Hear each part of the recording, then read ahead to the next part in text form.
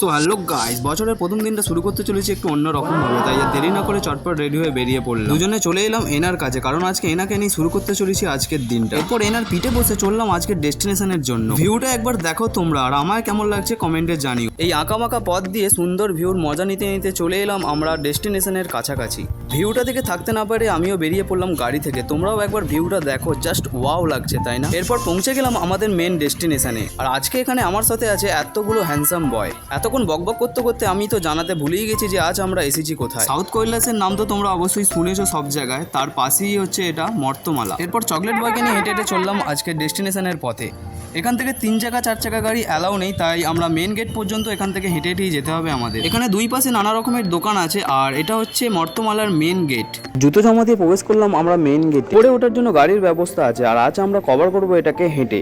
আমরা হেঁটে হেঁটে পুরোটাই কভার করে ফেললাম। এরপর ফাইনালি আমরা মন্দিরের কাছাকাছি পৌঁছে গেছি। যারা নিচে থেকে ওপরে হেঁটে উঠতে পারে না তাদের জন্য ব্যবস্থা আছে এখানকার বাসের।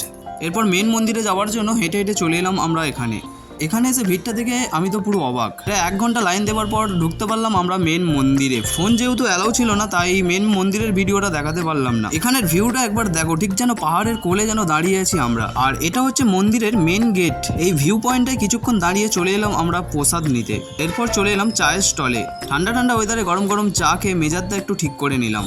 এরপর সন্ধ্যার ভিউটা দেখে বেরিয়ে পড়লাম বাড়ি যাওয়ার জন্য। এরপর গাড়িতে বসে ভিউর মজা নিতে নিতে চলে এলাম আমাদের জায়গায়। স্পেশালি থ্যাংক ইউ এনাকে। আজকের মতো টাটা।